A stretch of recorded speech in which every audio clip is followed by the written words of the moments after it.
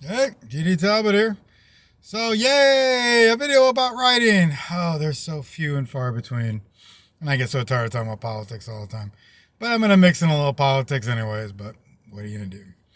So, today we're going to talk about some common terms and categories of stories, Mary Sue, and having to do with a rejection letter I got today. So, start off, a flash fiction story is about 100 words to about 1,000 words, maybe 1,500. That's really pushing it, but varies with the people who are publishing. From 1,500 words to 10,000 words is a short story. 10,000 to 50 is considered a novella. And then, depending what size novel a publisher is looking for, it can get up there.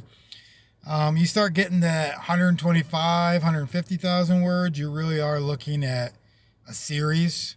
And you should probably break the book up. But just give a little understanding. Mary Sue characters are perfect characters that never grow. They never have to have any personal or internal conflict to grow and become a better person or character to get or to have internal growth to conquer something, a conflict that's happening in a story. Mary Sue's will kill a story. Absolutely. People do not like reading about Mary Sue's. So going to this rejection letter I got, I submitted my flash fiction story, Francisca's Run. This is something if you follow me, you may have heard of, maybe even read it. I kind of I allowed the beta readers and stuff to see it. But it's about a girl, late teens, early adulthood, Brazilian girl in Brazil, and her trying to save her little sister who's like 6 or 8 years old. And the point of the story is that you never know what part is the dream, what part is not the dream. It has to obviously do with dreaming.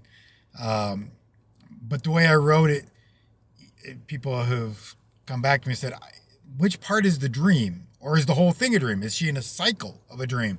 Is part of it actually reality? Is it foreshadowing in a dream to something to reality? And I refused to answer the question because that was the point. It's to make you think, it was make you wonder and daydream yourself about the dream, trying to figure out what was happening. But I came across this online magazine that looking for science fiction, fantasy, horror with dream angles. In fact, the name of their magazine has the word dream right in it. So I pitched them this story, and they came back pretty quickly. And the thing they did not like about the story was that it felt like a dream sequence. It's a fantasy story with it coming from a dream angle. So yeah, parts of it should feel like a dream. It's kind of the whole point. In fact, the whole thing should feel like a dream, and you shouldn't really know which part was the reality for her and which part wasn't. But when they went into detail, what they were bothered by was her finding things on her run to try to save her sister that helps her in succeeding to this. And honestly, she doesn't really succeed, which probably something else that bothered them. She basically wakes up when things are concluding. And that was the whole point because, as you know, I am also a Christian writer. And the point was, she's protected because she's saved from this evil black fog entity that is taking over the city she's in Brazil. And those who are saved are not touched by the fog. It's kind of the point. It's a dream. It's dreaming. There's symbolism going on here. And that's the thing that bothered them because they said, well, she magically finds shoes and she magically finds a cricket bat. Like this felt like dream sequence, like she's imagining what she needs. And this is not true because in my research, I discovered that in Brazil, they have outdoor vendors. Buying clothes or shoes outside would not be uncommon there in Brazil. Cricket is the number one sport in Brazil. So cricket bat would not be an unheard of item to be found in Brazil.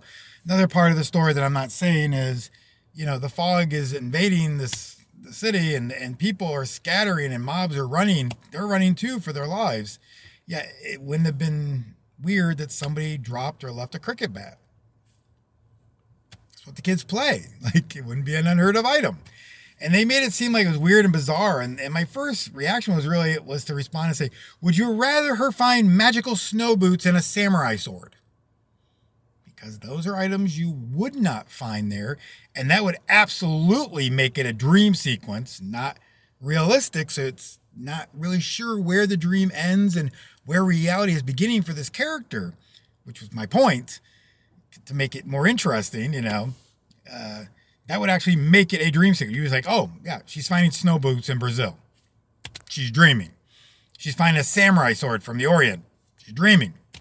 Like, yeah, that's the whole point. You're not really sure, is it foreshadowing or was she reliving it? Is she reliving the day? Is it actually part dream, part reality? Like, these are things I purposely did not make clear because that's the entertainment part. People read it, were like, oh, I'm not really sure how that worked.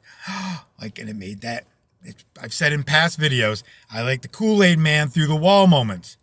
Oh yeah, like, whoa, what's going on there? Like, yeah, like it's got that oh moment. And that was the oh moment there. What is it?